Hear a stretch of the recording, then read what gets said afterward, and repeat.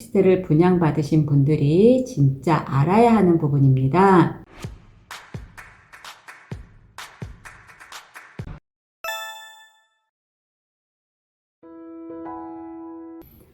안녕하세요. 여러분들이 궁금해하시는 모든 부동산 이야기를 먼저 알려드리는 로원센트럴 부동산TV 한명아입니다. 요즘 중대형 오피스텔 인기가 가히 폭발적이라고 볼 수밖에 없는 것 같은데요. 저번 시간에 이어서 오늘은 말씀드린 대로 여러분들이 어려워하시는 오피스텔 부가세에 대해서 간단하게 설명드려 볼까 합니다. 영상 들어가기에 앞서 구독과 좋아요 부탁드립니다. 영상 제작에 많은 힘이 되고 있습니다. 우리에게 관심이 있는 건 주거용 오피스텔인데 이게 오피스텔이다 보니 부가세 문제가 자연스럽게 부각되고 있습니다. 하지만 부가세를 고객님들이 어려워하셔서 최근 이슈가 되고 있는 것 같은데 고객님들께서 꼭 알고 가셔야 하는 부분만 최대한 쉽게 설명드려 볼까 합니다. 분양을 받을 때 분양사에서 사업자 등록을 시키면서 부가가치세를 환급해 준다는 얘기를 합니다. 일단 돈을 준다고 하니까 받는 분들도 계시고 그냥 주지는 않을 것 같고 의심스럽고 나중에 추징이 된다고 하니 안 받으시는 분들도 계시는데 그럼 오피스텔이나 상가에는 왜 부가가치세라는 게 있을까 살펴보면 우리가 사고 파는 재화에는 부가세가 있습니다. 면세 재화가 아닌 이상 모든 재화에 있다고 보시면 됩니다. 우리가 5,000원짜리 커피 한 잔을 사도 500원이라는 부가세가 있어서 사먹는 우리가 500원의 부가세를 내지만 우리가 물건을 살 때마다 매번 낼 수는 없으니까 직접 내는 게 아니고 사업자가 보관하고 있다가 대신 납부하게 됩니다. 이렇게 오피스텔도 일종의 사고 파는 재화로 판단하기 때문에 물건을 사는 사람이 부가세를 내게 되고 파는 사람이 즉 일반 가세 사업자는 소비자가 내는 부가세를 받아서 보관하고 있다가 납부해야 하는 의무를 가지고 있습니다. 여기서 커피 사업자는 얼마의 부가가치세를 내게 되는가를 살펴보면 커피 원두 등 재료를 살 때 예를 들면 2,000원의 재료를 샀다면 커피 사업자도 200원의 부가가치세를 냈을 것입니다.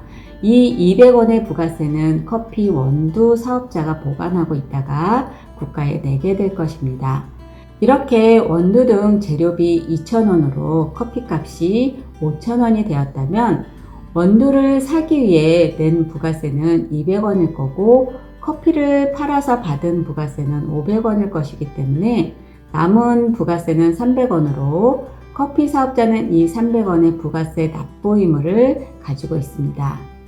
이렇듯이 일반 과세 사업자로 등록이 되어 있는 사람은 내가 매출을 할 때 받았던 부가세에서 매입을 할 때 냈던 부가세를 빼고 국가에 부가세를 내게 됩니다. 이걸 오피스텔에 적용하게 되면 오피스텔을 분양받고 일반 임대 사업자를 등록했다면 오피스텔 분양받은 사람은 아직 준공이 된 재화가 아니기 때문에 매출은 없고 오피스텔을 분양받을 때 분양가에 포함시켜 부가세를 냈기 때문에 매입세액만 있으므로 나라에서 환급을 해주는 구조입니다. 하지만 오피스텔의 분양가 전체가 부가세 대상은 아니고 토지분을 제외한 건물분만 재화로 보기 때문에 건물분의 10%가 오피스텔의 부가세에 해당이 된다고 보시면 됩니다. 이렇게 매출세액에서 매입세액을 뺀 세금이 마이너스니까 돌려받을 수 있는 구조입니다. 국가는 오피스텔 분양받은 사람이 일반 임대 사업자를 냈기 때문에 세입자에게 월세를 받을 때 부가세와 함께 받아서 부가세를 대신 납부해주는 일을 하게 될 거고 나중에 팔 때도 매수자에게 부가세를 받아서 낼 것이기 때문에 환급을 해준다고 생각하시면 됩니다. 이제 여기서부터가 우리같이 주거용 오피스텔을 분양받으신 분들이 진짜 알아야 하는 부분입니다. 이렇게 일반 임대 사업자를 등록해서 부가세를 환급받은 것이 좋은 것인지 아니면 주거용으로 사용할 것이니까 주택 임대 사업자를 내는 것이 맞는 것인지, 아니면 이것도 저것도 안 하고 그냥 등기하는 게 맞는 것인지 고민이 많으실 것 같습니다. 우선 일반 임대 사업자를 등록했는데 과세 사업을 하는 임차인을 들이면 좋겠지만, 현실적으로 주거용 오피스텔에 과세 사업을 하는 임차인에게 임차를 하기란 쉬운 일은 아닐 수 있습니다. 하여 주거로 사용하는 임차인을 들여 주거로 사용했다면 일반 임대 사업자는 폐업 신고를 하고 환급받은 부가세는 국가에 반납해야 합니다. 우리는 이렇게 과세 사업을 하려고 했다가 주택 임대 같은 면세 사업으로 전용이 가능한데, 이때 과세 사업을 안 했기 때문에 받았던 부가세는 추징이 나옵니다. 이때 과태료나 이자가 붙지 않기 때문에 걱정하지 않으셔도 되실 듯 합니다. 그럼 어차피 환입할 건데 일반 임대 사업자 등록을 하지 않고 아무것도 안 하는 건 어떨까요? 어렵긴 하지만 일반 임대 사업자로 임차를 할 수도 있을 것입니다. 그리고 분양받았던 소유자가 직접 일반 과세 사업을 하는 사업장으로 쓰고 싶을 수도 있을 것입니다. 분양받고 2, 3년 뒤의 일이므로 아무도 알 수는 없는 일입니다. 만약 일반 과세 사업자 등록을 하지 않은 상태에서 이렇게 된다면 나중에 일반 과세 사업자를 등록할 수는 있지만 부가세 환급은 받을 수 없습니다. 그리고 여기서 한 가지 더, 일반 사업자 등록 후 부가세를 환급받고 운이 좋아서 일반 과세자로 임차를 하였거나 내가 일반 과세 사업장으로 직접 사용하다가 다음 신규 임차인을 주거로 임차를 주었다면 부가세 전부를 추징하는 게 아니라 일반 과세 사업장 사용 기한만큼 빼고 나머지만 추징하면 됩니다. 만약 4년을 사용하다가 주거로 사용하기 위해서 전용했다면 1과세 기간인 6개월에 5%씩 차감해 주니까 40% 차감하고 60%만 추징하면 됩니다. 부가세를 환급받았다가 추징할 때 이자나 과태료가 없기 때문에 받아 놓으셔도 좋다는 말씀을 드렸는데, 우리는 돈을 받을 땐 좋았는데 추징할 때는 세금 갚고 받은 돈이 다 어디로 갔는지 모른다는 생각이 들 때가 있습니다. 이 부분만 조심한다면 부가세는 환급받으셔도 좋을 듯 합니다. 그리고 여기서 또 우리가 한 가지 생각해야 하는 부분은 양도 부분입니다. 사고 파는 모든 재화에는 부가세라는 부분이 있다고 말씀드렸습니다. 그래서 오피스텔을 양도할 때는 부가세 부분이 따라오게 됩니다. 저번 시간에 양도세를 말씀드렸을 때는 일반 주택과 오피스텔을 보유하면서 일반 주택을 팔 때 오피스텔이 주택수에 들어가느냐 안 들어가느냐 부분을 말씀드리면서 세입자를 전입 안 하는 조건으로 임차를 한 것 가지고는 주택수에서 제외시키기는 어렵다는 부분을 말씀드렸었습니다. 그럼 반대로 일반 주택과 오피스텔을 소유하고 있는데 오피스텔을 먼저 판다고 하면 일반 사업자를 등록하지 않고 주거로 사용하다가 양도하였다면 주택이므로 중과가 될 것입니다. 그럼 처음부터 하였든 중간에 하였든 일반 과세 사업자로 등록하였다가 오피스텔을 양도하게 된다면 주택이 아니기 때문에 중과는 되지 않습니다. 이렇게 일반 사업자 등록 후에 오피스텔 양도 시에는 양도세도 양도세지만 일반 임대 사업자 등록을 하였다면 부가가치세 부분도 따라옵니다. 양수자의 상태에 따라 부가세 부분이 달라지므로 종류에 따라 설명드리면, 먼저 내가 일반 임대 사업자 등록이 되었다가 주택으로 사용하였다면 최초 분양 시 환급받았던 부가세는 사무실, 즉 사업 목적으로 환급해 준 것이므로 최초 환급액 전액을 추징해야 한다고 말씀드렸습니다. 이렇게 추징했던 오피스텔을 양도할 때는 임대주택의 공급은 부가세 면세이므로 부가세 문제는 없다고 보시면 됩니다. 두 번째는 일반 임대 사업을 유지하다가 동일한 업종인 일반 임대 사업자에게 양도할 때는 사업 포괄, 양도, 양수, 거래로 부가세 문제는 발생하지 않습니다. 이때 임차인은 포괄 승계할 수 있습니다.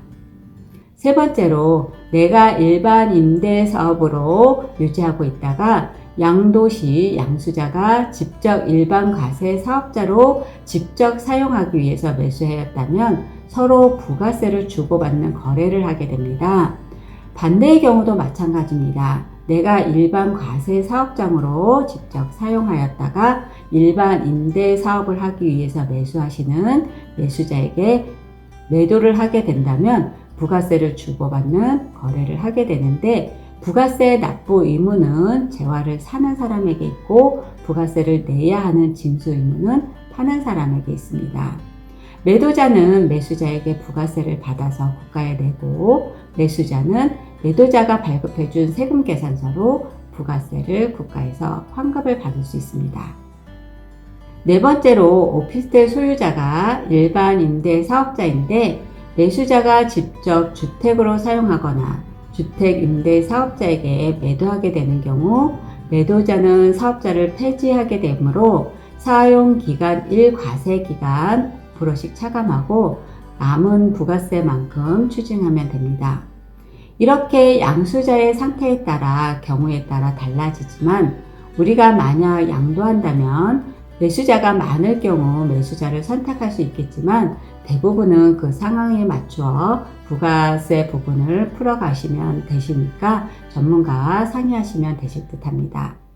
이렇게 설명드리면 주거용 오피스텔을 일반 사업자 등록했던 세입자를 드리기도 어렵고 양도할 때 부가세 부분도 어려우니까 내가 주택수에도 포함시키지 않고 하니까 주택 임대 사업자로 등록하면 좋지 않을까를 생각하시는 분들께 장점과 단점을 짧게 말씀드려 보겠습니다. 장점으로는 면적에 따라 다르긴 하지만 취득세 감면 혜택이 있습니다. 단점으로는 20년 710 부동산 대책 이후 주택임대 사업자 의무 임대 기간이 10년만 있으므로 10년간 매매가 자유롭지 않습니다. 매수자가 주택임대 사업자를 등록한 사람에게만 매도할 수 있습니다. 주택임대 사업자를 등록했다가 10년간 일반 임대사업으로 전용하지 못한다는 뜻이기도 합니다. 거주주택 비과세도 생애 1회만 가능하므로 내 주택을 사고 파는데도 한 채에 대해서는 괜찮겠지만 썩 자유롭지는 않은 편입니다.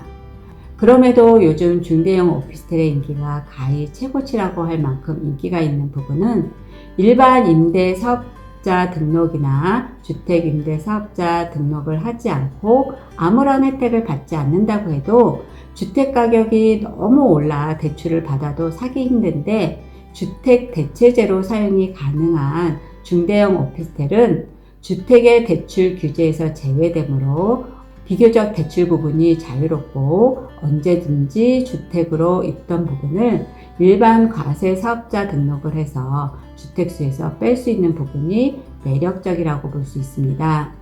단 꼭 알아두셔야 하는 부분은 내 주택을 비과세 받기 위해서는 오피스텔을 업무용으로 용도 변경한 후에 2년이 지난 후부터 비과세 요건에 해당될 때 비과세가 된다는 부분 알아두시기를 바랍니다.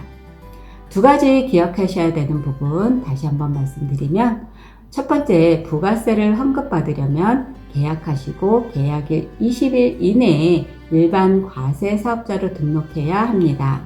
일반 임대사업자로 등록해야지 주택 임대사업자로 등록하거나 면세사업자로 등록하시면 환급이 되지 않습니다. 두 번째로는 환급받은 후 추후에 주거로 사용 시에는 환급받은 부가세가 추징되기는 합니다. 가산세는 붙지 않습니다. 부가세 부분은 받아도 장점과 단점이 있고 안 받아도 장점과 단점이 있습니다. 고객님께서 편하게 생각되는 부분으로 결정하시면 좋을 듯 합니다.